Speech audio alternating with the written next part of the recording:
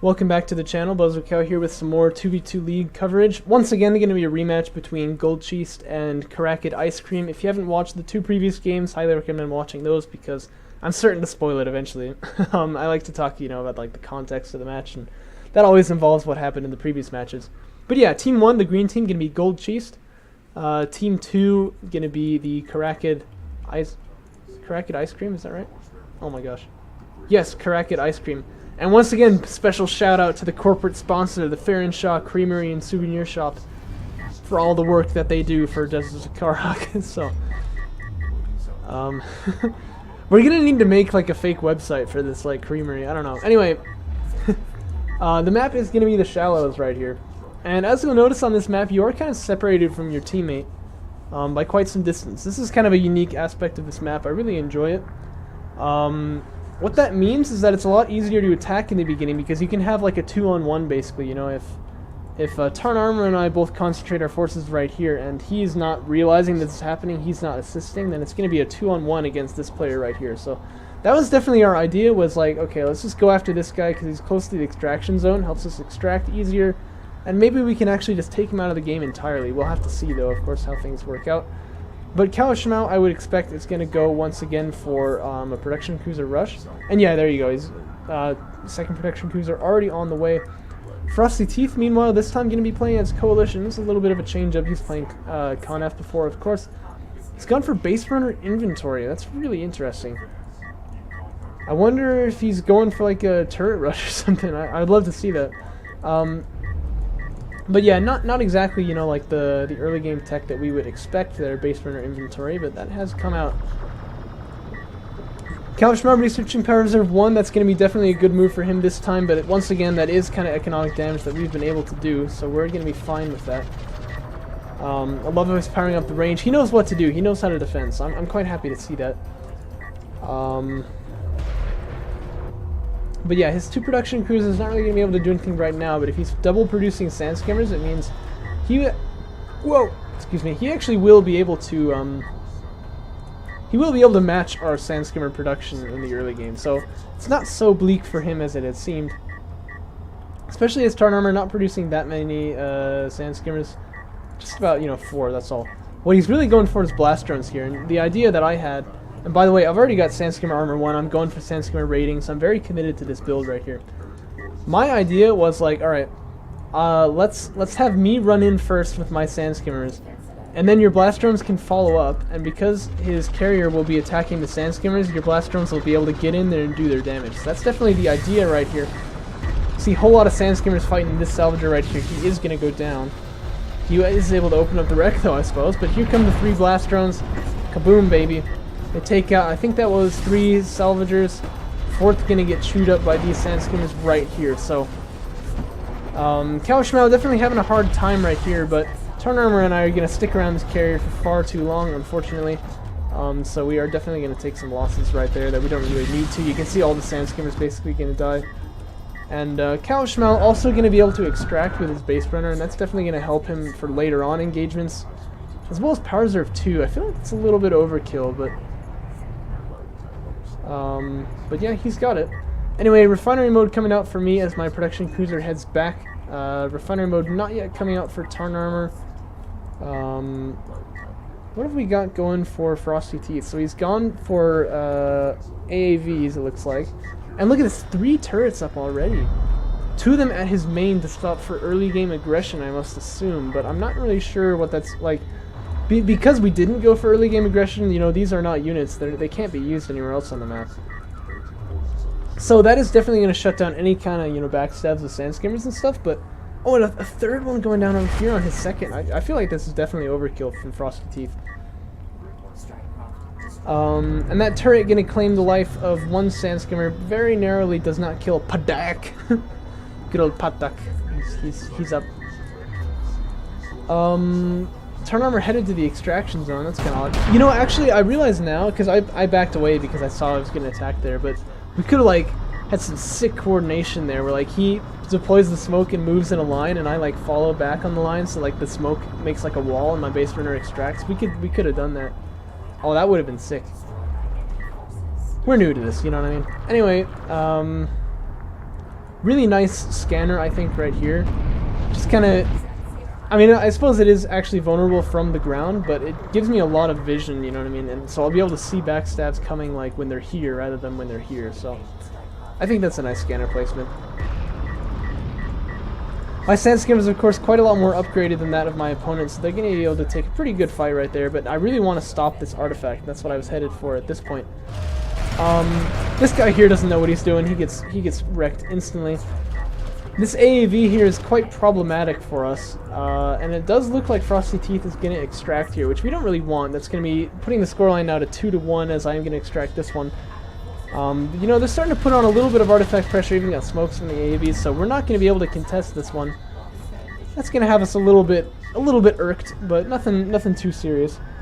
I've gone for Assault Ship Fabrication. You can see I'm getting the upgrade for them as well as Interceptor Fabrications. I'm going to be the big anti-air player in our team. And we are still committed to this idea of trying to stop the base runner, but after that smoke went down, I decided it wasn't really possible. Look at these nice shots here from Tarn Armor. Kaboom. Good shots there from the Conif carrier, but he needs to back away. These assault railguns are a little bit too close right here, and you can see they are taking damage. But cruise missiles going to ward off Frosty Teeth's AAVs, and they are going to back away. Looks like these sand skims here finally had it with this scanner positions. They are going to take that scanner out.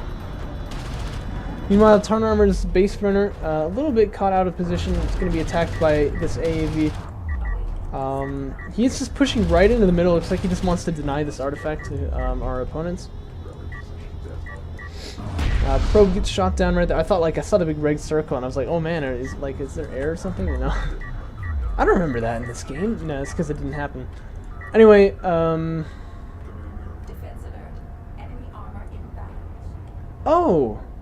I didn't even notice.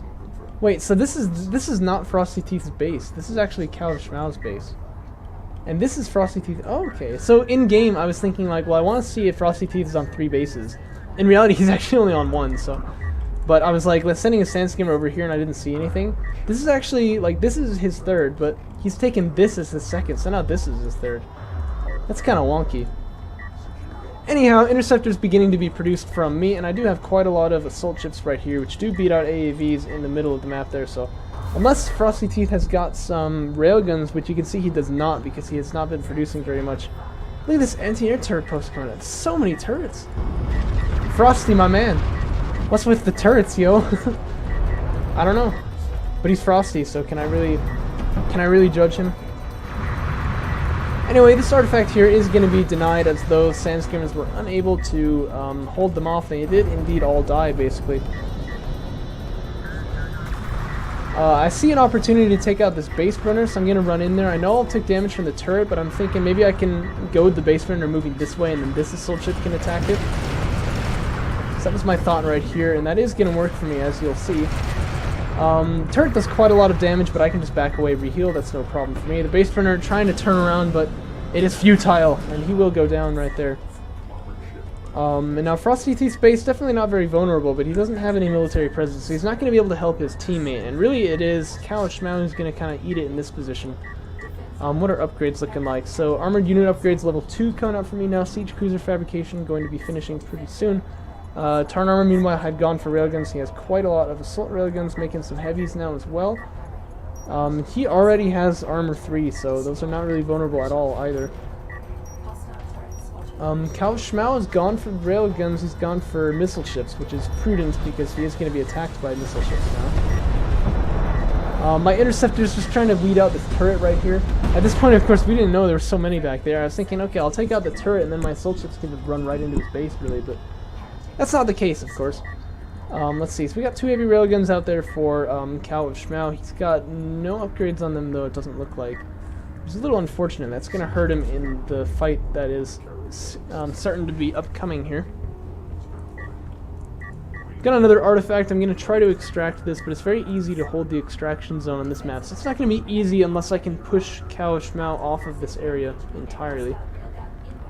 This is a really interesting 2v2 map, you know what I mean? I actually really like it. It's very claustrophobic, you know? The Shallows does not feel this way at all in 1v1. It's a much different map in 2v2. These assault ships make pretty quick work of those sand skimmers, wouldn't you say? My sand skimmer's running up here on the side as well, but little do I know there's 2 turrets here, so it's definitely going to be a little bit painful for these sand skimmers, for these brave men, and they're going to back away out of there. Ah, Steve. Anyway, I am thinking though, okay, well I've got assault ships, they can take it out, but little do I know there's a 3rd turret, I think over here though, so it's probably not going to contribute too much. But as you can see, those turrets go down before even a single assault ship gets taken out. One salvager taking a lot of damage over here, but actually coalition salvagers have a lot of armor, and I think the reason is because of assault ships, because they don't want assault ship rushes to be particularly powerful against coalition. But yeah, it actually takes them like a surprising amount of time to die. You'll notice that as a kind of a common theme. I'm just gonna kind of fall asleep over here and let my units kind of stand there. The action I felt was kind of going on this side of the map. I do have a siege cruiser out, so I barraged his carrier, and he's taking about 2,000 damage. So, oh, look how close that artifact was to extracting. I've been robbed, my friends. Anyway, I'm gonna go for railgun fabrication. The idea is, you know, might as well supplement my army with railguns. Why not, right? Gonna take a lot of losses to this turret here. That is another turret. Are you kidding me with these turrets, Frosty? That's crazy. Oh my goodness. Anyway, assault cruiser fabrication going to come out for Frosty Teeth. That's a very interesting choice. He's probably going for artillery, really, but although, you know, assault ships, I mean, I guess it makes sense to have an assault cruiser, but that's not going to be my tech choice, you know, moving on into the late game, of course. I've got air units already, I've got siege cruisers, I am going to get railguns as well, so that's a little bit of an odd choice, I think, but maybe it'll work out for him. Got 5 interceptors in the air now. Taking out some railguns with my sand skimmers here, but I'm really feeling confident to move in with my carrier. I don't really think there's anything that can hurt me. Tarn Armor certainly would seem to agree as he's moving in with his carrier. Going to be using those cruise missiles, of course, which do quite a lot of damage to carriers. They have like a damage modifier, they do a little bit more. And then he's also got quite a few heavy railguns as well. Second siege cruiser going to be coming out pretty soon for me, and I've also got air units which can dump quite a lot of damage onto a carrier. So this is not good for Cow Schmau. And I guess I just was no, not telekinetic, what is it? Telepathically speaking to my cow brother there as I fired that barrage. Like I knew he was gonna run into it. So that siege cruiser definitely pulling his weight right there. But we were not expecting to see his carrier in this far forward of a position. Air unit's gonna start dumping the damage out. We do have siege from both sides. Gonna be doing some work right there. The heavy railgun's actually targeting sand skimmers right now, because they'll do that if you don't tell them otherwise. They're kind of stupid that way, but they should be targeting the carrier, of course. But they're gonna turn and start doing the damage. But looks like Cow Schmau definitely gonna go down here. There's not really too much he can do about that.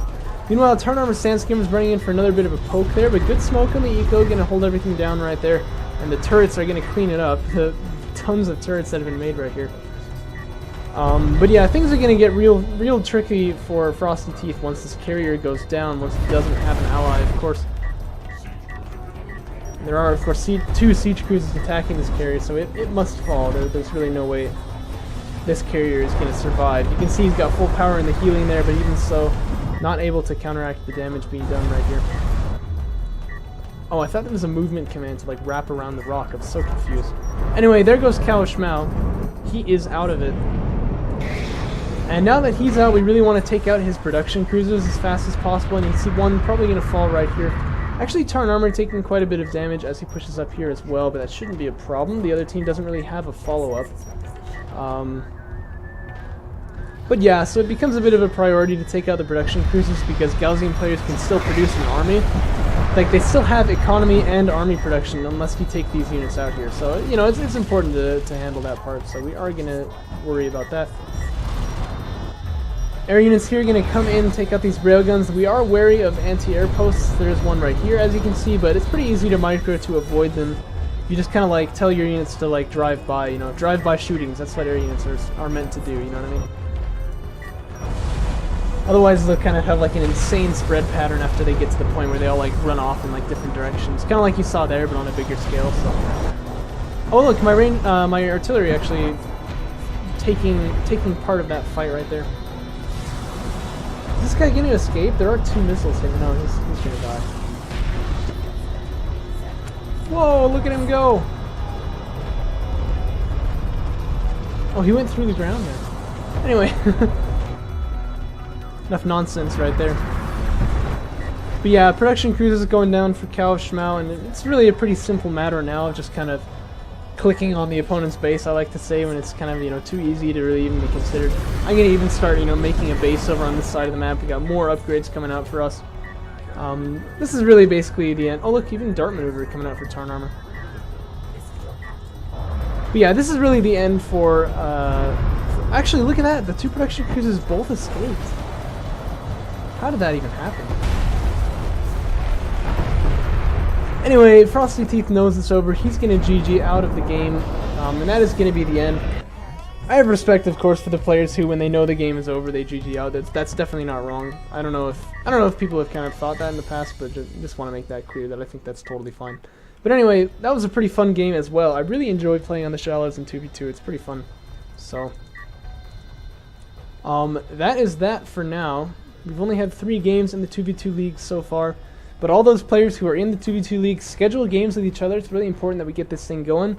Everyone who's not, you know, join it, I guess. And, of course, special thanks go out to the corporate sponsor, the Farron Shaw Creamery and Souvenir Shop, for sponsoring this explosion here as their team, the Kharakid Ice Cream, gets defeated again. Haha. Anyway, it was a lot of fun. Big thanks to these players, and I will catch you on a later video. To be posted at an indeterminate time, I suppose.